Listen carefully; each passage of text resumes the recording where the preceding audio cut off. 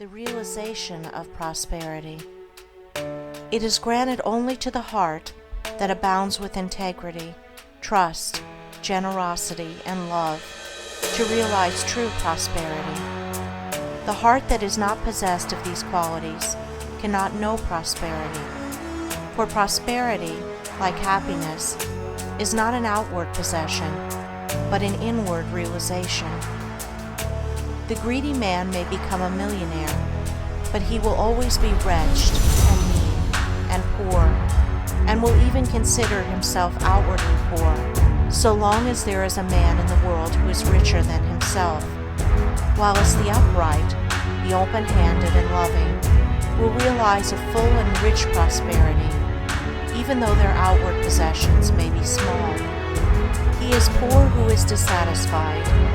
He is rich who is contented with what he has, and he is richer who is generous with what he has.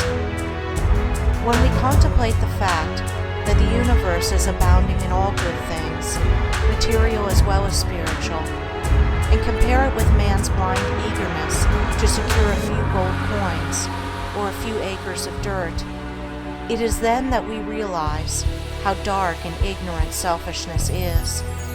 It is then that we know that self-seeking is self-destruction. Nature gives all without reservation and loses nothing.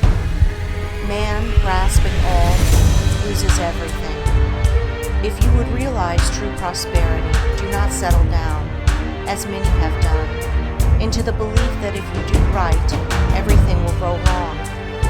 Do not allow the word competition to shake your faith in the supremacy of righteousness.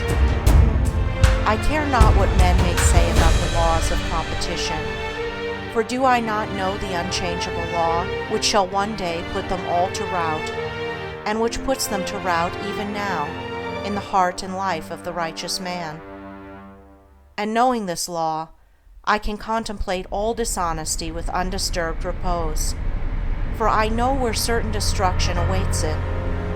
Under all circumstances, do that which you believe to be right, and trust the law.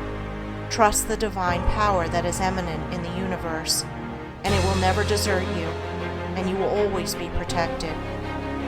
By such a trust, all your losses will be converted into gains, and all curses which threaten will be transmuted into blessings. Never let go of integrity, generosity, and love, for these, coupled with energy, will lift you into the truly prosperous state. Do not believe the world when it tells you that you must attend to number one first, and to others afterwards. To do this is not to think of others at all, but only of one's own comforts. To those who practice this, the day will come when they will be deserted by all, and when they cry out in their loneliness and anguish, there will be no one to hear and help them. To consider oneself before all others is to cramp and warp and hinder every noble and divine impulse. Let your soul expand. Let your heart reach out to others in loving and generous warmth, and great and lasting will be your joy, and all prosperity will come to you. Those who have wandered from the highway of righteousness guard themselves against competition. Those who always pursue the right need not to trouble about such defense. This is no empty statement.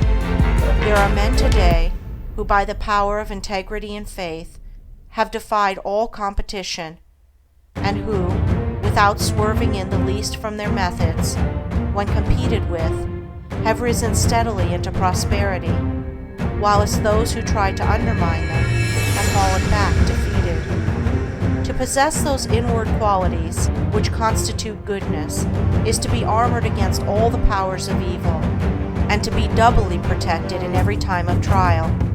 And to build oneself up in those qualities is to build up a success which cannot be shaken, and to enter into a prosperity which will endure forever. The white robe of the heart invisible is stained with sin and sorrow, grief and pain, and all repentant pools and springs of prayer shall not avail to wash it white again. While in the path of ignorance I walk, The stains of error will not cease to cling. Defilements mark the crooked path of self, where anguish lurks and disappointments sting. Knowledge and wisdom only can avail to purify and make my garment clean. For therein lie love's waters, therein rests peace undisturbed, eternal, and serene. Sin and repentance is the path of pain. Knowledge and wisdom is the path of peace.